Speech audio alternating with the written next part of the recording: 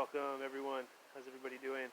B-Day Online Playlist again, your host Colin Heim, operator and instructor with U.S. Virgin Islands Chess. My youth, how's everybody doing? Coaches, adults, presidents, supervisors, everyone. We got another video here. Okay guys, everyone, if you're just tuning in, it's December 19th, getting really close to the holiday season now. And let's go for another Sicilian. My opponent here in this game, Mr. John Yu, of the United States, rated over 1100, B-Day ELO, and we just went right for this old Sicilian again, guys. Okay, so no surprises here. Now let's work out some more theory in this opening, okay? So C3 is actually good in this position. Maybe going for a Steinitz, pseudo-Steinitz variation. Play that with E4 and C3. So we see E5. Now just closing the center. Now saying white can't really continue in the way they want. Now D4. Okay, here's D4 now, guys. So on move 3, I want you guys to not look at the algebraic notation below, but look for the best move for black in this position. I'm going to give everyone a couple of seconds. Find the best move. Well, you actually have to take C into D. Okay, it's the best move. And now a book move here is just to capture. Right, we see dark green, guys, is book move. Okay, and this is a well-known line. And now you actually have to capture with the E-pawn. This is also a book move. So this is a book opening, guys. Okay, all this is very well known. So what did white play in this position? Knight captures on D4. And now, guys, find the best move for black in this position after I give you a couple of seconds. Pause the video without looking down at the notation. Find the best move for black. What did you find? Bishop to B4 check. That's correct. Bishop to B4 check. And after knight to C3, find the next best move and how to continue for black. Right, guys, your host had the black pieces this game. Knight to F6 now, putting more pressure on E4 as the knight is pinned to the king. Okay, makes sense? Let's keep going. So in the game we saw knight captures on C6 played by my opponent, and after bishop captures, guys, not doing this first, that's a blunder, right? Because then now queen captures and yeah, this is something else here. So it's not something that's really favorable. I think white's better here. Okay.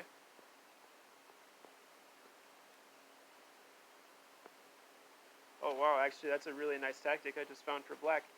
Anyway, guys, that was just a little virtual analysis. Let's continue with what happened in the game. None of that was played in the game. But knight takes C6 was played in the game. Okay, so already on move 8 we have a position here in this old Sicilian. All the book moves so far, standard moves played in the Sicilian, as it is. And bishop takes C3 check. Go right ahead. Now saying, yeah, you can keep that knight is attacking that queen, right, as we see. But first, as the king is in check, you have to make a move. So obviously captures. You have to capture here on C3, guys. And now B into C6. Guys, why aren't we playing D into C6? Well, we just lose castling privileges. And white can continue development as it does. And yeah, now white is castling. Black is getting castled into check. Okay.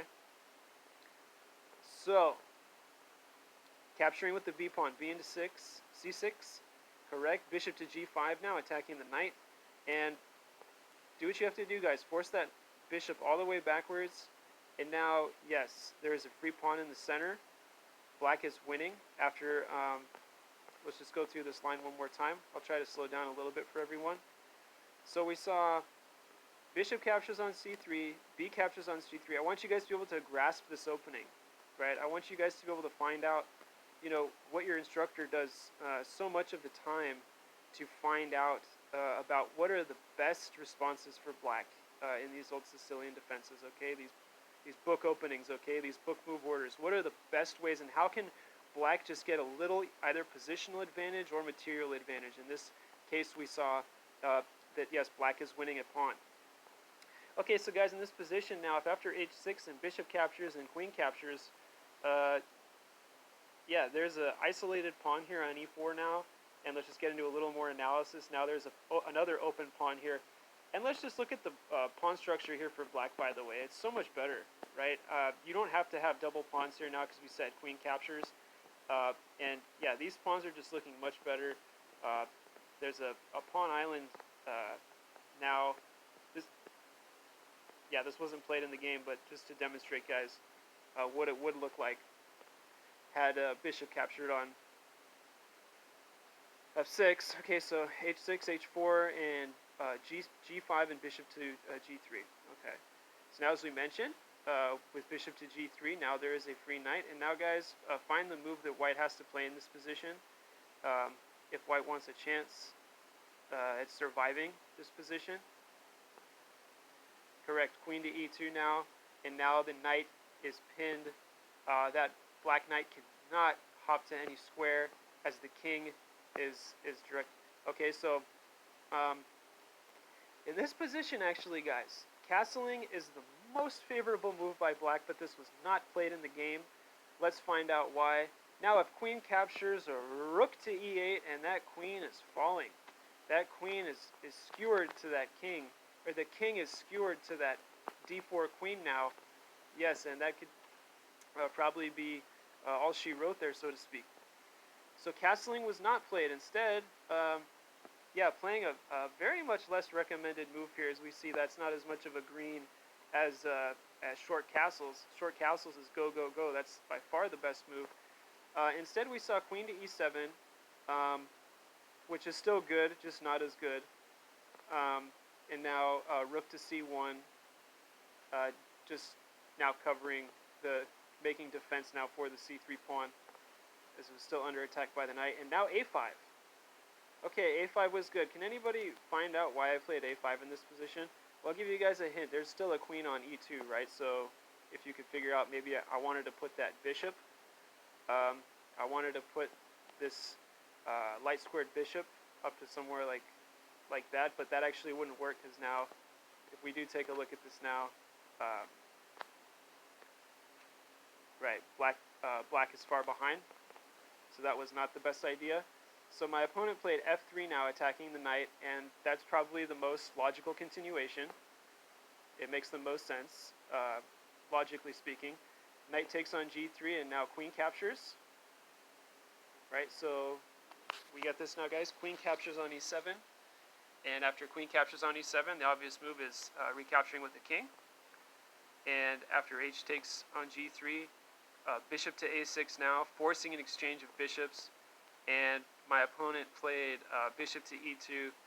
Yeah, instead of maybe just pushing the c pawn here, I don't really know what else to say. I think still this rook is coming, and maybe now you're in time to develop, but there's just too much pressure now. Well, there's going to be too much pressure now on that pawn. And if white finally decides to castle, then you can play this. And yeah, there's a check here. That's okay, because the king can move up now. And you can't take here because now the bishop is falling, and black is completely winning. So let's take all those moves back. A little more virtual analysis, guys. Guys and girls, let's stick to what was played in the game, in the match.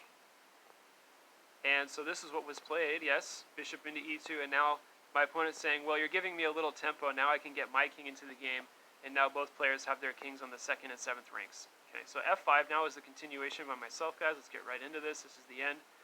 Rook to b1, and black is up a pawn in this endgame. And not only that, but the pawn structure is so favorably here on the king side. We have double pawns here on the g file, g2 and g3, and we got a 3-2 majority with a gap on the b file, probably black's only weakness here on the queen side. So king to d6, getting more momentum now, and yes, there is a check. Rook d1 check to the black king. King goes back to c7 square. a4 now, and rook from h to b8. Rook from h to b8 now, not allowing for something like this, because then the check is coming, and king is encouraged to move forward, but then the g pawn drops, and sorry to say, but this is looking pretty much all over for white. Pawns are just too strong, and there's too much weakness there on the king side for team white. So, in this position, my opponent just captured. My opponent rated about 1,200 FIDE online ELO. And after rook into b8, now rook to d2, not allowing, of course, the check. So if something like this, right, the check is coming, and then white is losing another pawn. So in this position, I've just played the move rook to b3, and then my opponent resigned the game. So thank you all for watching. This was the final position of the game, and this was another demonstration of how to properly execute an old Sicilian with these book moves. Now let's just go through the opening one more time so we can kind of grasp what was going on. Guys, that was the final result with rook to b3, but now let's just look one more time at e4, c5, knight f3, c6, c3, e5, and d4. Okay, so all book moves, c into d4, c into d4, e into d4, knight captures on d4, and now obviously not capturing the knight, gaining a little advantage with that check, bishop to b4. Okay, that's the key move in this opening. And after knight to c3 blocking, may or may not have been the best decision. Perhaps it was just best to play knight to, well, obviously not knight to d2. Wow, so okay, knight to c3 is the best move in the position. But as we see after knight to f6 and after captures, not capturing the knight first, guys, just capturing c3 with check, and after b into c, now b into c6. And after this, I mean, white has a very, very suspect pawn structure here on the queen side. 3 pawn islands, right, not chained together. The kingside bishop is still undeveloped, well, never got developed. We went over a little virtual instruction about bishop to g5. And after h6, just pushing this bishop all the way back, guys. And yeah, there's a free pawn there in the center. So again, thank you everyone for watching. That's 12 minutes. If you're able to follow along the whole time, congratulations. If you learned a little something new today also, from my use in the about to join the academy online, should have got a lot out of this today. And remember, after this, guys, just short castles.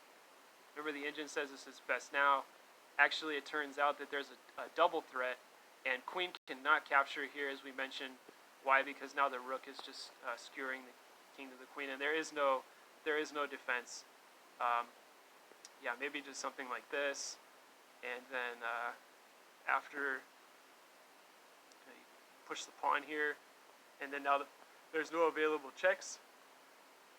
Well, you could play something like this, but now the bishop is okay. There's a check there, and you go here, here.